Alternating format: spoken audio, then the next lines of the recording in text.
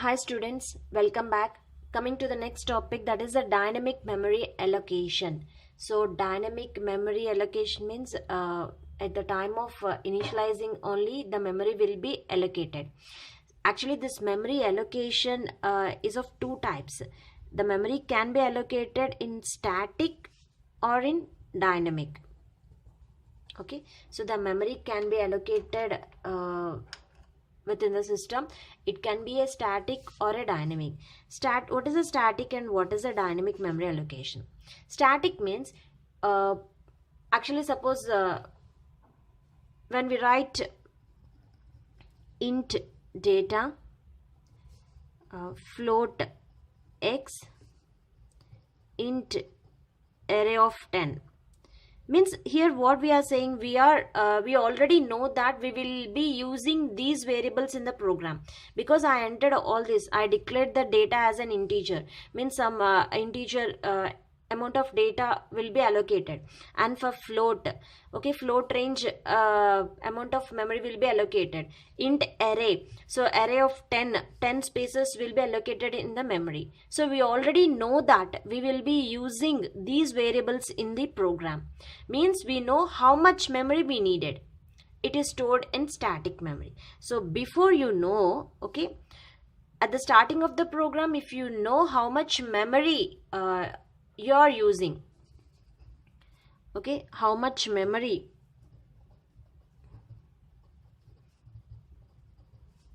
we needed is no before the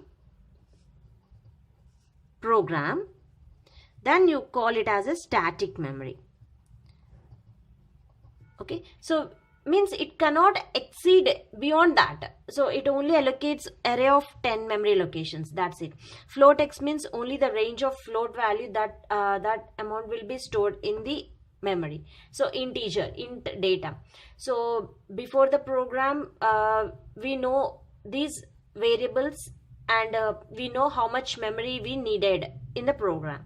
Now coming to the dynamic. So what is a dynamic?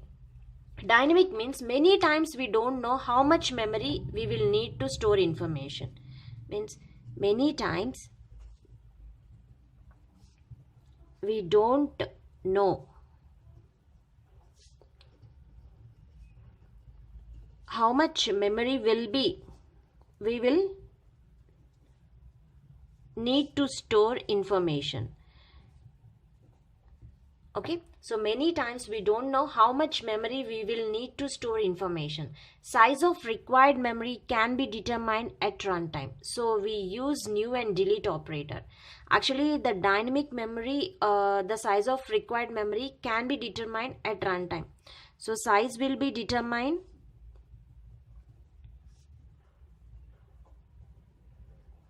only at runtime. So how the size will be determined at the runtime? With the help of new and delete operators. So with the help of the new and delete operators, a memory will be allocated to the variables. Okay, so that much of memory will be used. So whenever if you want the memory to be allocated to the variables, the new operator will be used. New is used to allocate the memory, and whereas the delete, after the completion of the operation, you just use the delete operator, so that the memory will become free. The next data will be stored, can occupy those memory space. So after the completion of the program, use the delete operator, then it will free the space will be freed by this delete operator. So new create a memory and returns a memory address to a pointer. Let us see the new operator. So in this video I'll explain about the new operator. In the next video we will see the delete operator. So what this new operator will do, new creates a memory and returns memory address to the pointer. So how it creates a memory? first the new operator will creates a memory. So when it creates a memory, it returns the memory address to the pointer, means in which location it has the data has to be stored. That location address will be moved to the pointer. So let us see the syntax of this new operator. The syntax, that is new data type. That's it.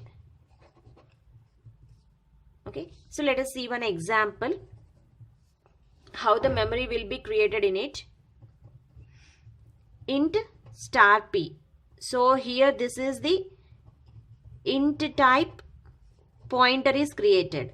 So first, whenever you are given int star p, int type pointer is created. Why it is created? To hold the memory, hold the address of the memory data, means this data type address will be stored in this pointer. Now coming to next step, p is equal to new int. So what this step means? It means p points to int type of memory. P points to int type of memory. Next, star p. So in that particular location, memory address 10 will be stored. Now print the value, cout pointer p. So what it means? So first, whenever the int star p is, first this is the memory. Let us see, this is the memory. So in this memory, int size memory will be created. So first I declared int pointer. So int size of memory will be created. So some int size of memory is created. So what next? P is equal to new int. So one new memory will be created. After that, in that pointer, so this is the pointer. So int star p. This int star p points to the, this star p means this is the point address memory location. In that memory location, a 10 value will be stored. Okay. So int star p creates a one memory location. So the star p indicates the memory address of the pointer. So this is the memory address of the pointer. Suppose some 1000 is the memory address of the pointer. So in that particular address, a 10 value will be stored. That I have printed. Int star p. So that value will be printed. So star p means the value has to be printed. The pointer points to that memory location. Okay. So this is how you have to use the new operator. So new is used to create memory address. So just this is, here I have taken only the int. Now let us see how to create an array.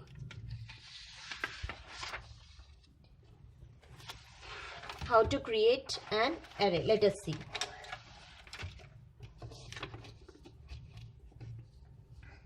Let us take the example. We can also